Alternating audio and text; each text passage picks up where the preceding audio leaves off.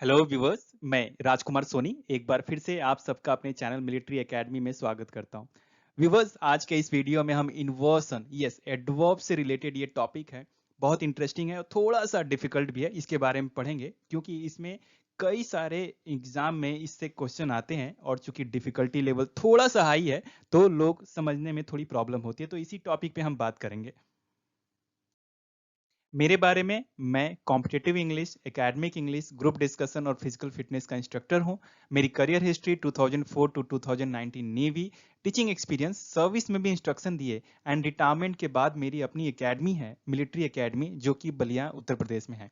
Viewers, why am I remarkable? Why am I making this video? Because I am an educator of an academy also.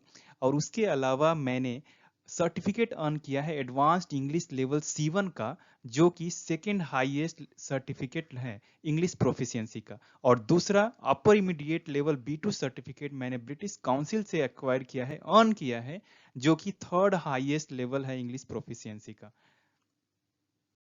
Inversion, yes, inversion है क्या? आपने science और maths में भी पढ़ा होगा। Inverse, inverse का मतलब क्या होता है? यदि कोई चीज ऐसे है तो इसका जो इन्वर्स होगा वो ऐसे होगा। मैथ्स में 2/3 का इन्वर्स क्या हो जाएगा? 3/2।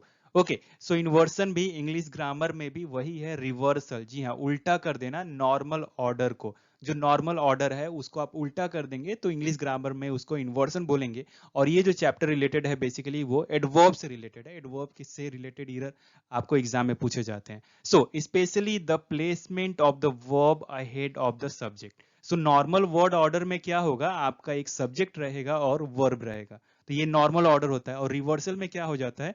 वर्ब जो है वो पहले हो जाएगा, अहेड हो जाएगा सब्जेक्ट के। कैसे? आइए बात करते हैं। नॉर्मल ऑर्डर जो है सब्जेक्ट प्लस वर्ब। तो example, the bell rang and the students went out of their class. जी हाँ, बहुत जल्दी रहती है। जैसे ही घंटी बजी और छात्र अपनी कक्षाओं से बाहर निकल गए। ओके, सो ये रहा नॉर्मल बात। ओके, सब्जेक्ट है यहाँ पे आप देख रहे हैं, उसके बाद फॉलोड बाय मेन वर्ब। यहाँ पर भी आप देख रहे हैं एक सब्जेक्ट है और followed by main verb. Next, reversal of, जब नॉर्मल ऑर्डर की बात करेंगे कि भाई इसका हम उल्टा करना है यहाँ पे, तो क्या होगा?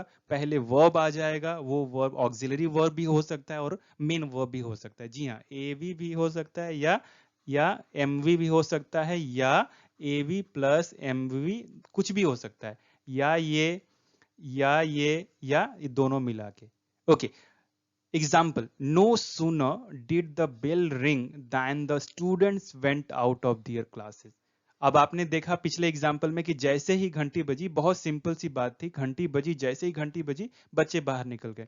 लेकिन यहाँ पे आप नो सूनर एक एडवर्ब का यूज कर रहे हैं, और जब आपने इस एडवर्ब का यूज किया तो यहाँ पे आप देख रहे हैं कि ऑक्सिलरी वर्ब जो सब्जेक्ट से पहले आ गया है। ओके, तो यहीं पे इसको हम बोलेंगे इन्वर्सन का यूज। तो यहां पर भी मीनिंग इस सेंटेंस का वही है, जैसे ही घंटी बजी वैसे ही छात्र अपनी कक्षाओं से बाहर आ गए। एक और एग्जांपल देखें, हार्डली, ये भी एक एडवर्ब है।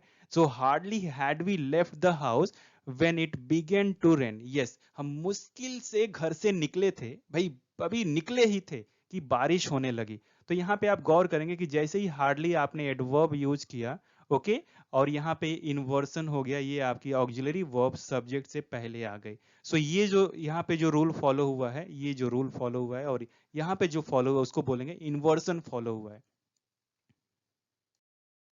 सो अब सवाल उठता है कि भाई इन्वर्सन क्यों यूज करते हैं?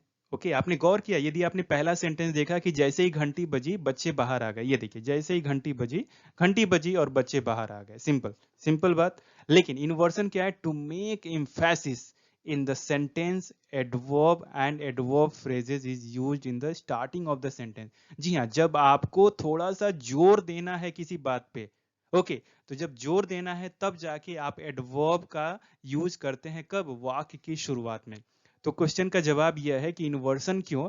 जब वाक्य में आपको जोर देना है, इम्फेसिस देना है किसी चीज पे, तो उस चीज को जोर देने के लिए आप जो एडवर्ब या एडवर्ब फ्रेजेस यूज करते हैं सेंटेंस की शुरुआत में। Very simple. तो यदि यहाँ पे आप देखें, no sooner did the bell ring than the students went out their classes, मतलब जैसे ही घंटी बजी, जोर दे रहे हैं आप, वैसे ही छात्र अपनी कक्षाओं से बाहर आ गए। लेकिन यहाँ पे क्या था, जब घंटी बजी और बाहर आ गए, तो यहाँ पे कोई जोर नहीं है, और यहाँ पे थोड़ा सा जोर दे रहे हैं, बात को थोड़ा और दबाव से कह रहे हैं। कुछ और एग्जाम्पल देखते हैं। Hardly had we left the house when it began to rain, हम मुश्किल से घर से बाहर निकले थे कि बारिश होने लगी। ये लाइन सिंपल भी हो सकता है, हम घर से बाहर निकले और बारिश होने लगी, तो क्या हुआ, काम हुआ नहीं, बाहर जा नहीं पाए। लेकिन यहाँ पे थोड़ा सा आपको जोर डालना है, इसलिए आप एडवर्ब का यूज कर रहे हैं वाक्य की शुरुआत में, और यहाँ पे आप देख रहे हैं कि जो ऑक्सिलरी वर्ब है वो पहले यूज हो गए। और एग्जाम्पल देखें, seldom had he seen such a beautiful military base. जी हाँ, शायद ही कभी, शेल्डम का मतलब शायद ही कभी, कभी कभी ही वो इतना सुंदर जो है मिलिट्री बेस उन्होंने देखा होगा।